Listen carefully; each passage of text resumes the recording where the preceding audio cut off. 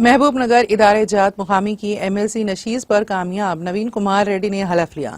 Telangana council کے صدرنشین جی Sukhinder ready نے انہیں قانون ساز کونسل کے اپنے چیمبر میں حلف دلایا۔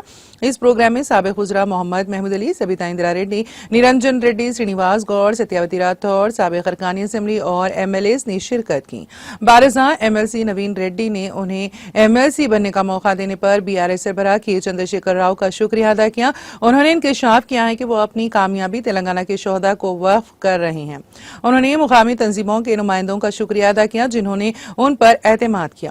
نوین کمار ریڈی نے محبوب نگر ادارہ جات مقامی حلقے کے ضمن انتخاب میں BRS امیدوار کی حیثیت سے کامیابی حاصل کی تھی۔ یہ سیٹ MLC کے نارائن ریڈی کی گزشتہ انتخابات میں MLA کے طور پر کامیاب ہونے کے بعد خالی ہوئی تھی۔ اس موقع پر BRS رکن قانون ساز کونسل و سابق وزیر داخلہ محمد محمود علی نے نو منتخبہ رکن قانون ساز کونسل نوین کمار ریڈی کی شال پوشی کر کے گلدستہ پیش کیا اور انہیں مبارکباد دیتے ہوئے نیک تمناؤں کا اظہار کیا۔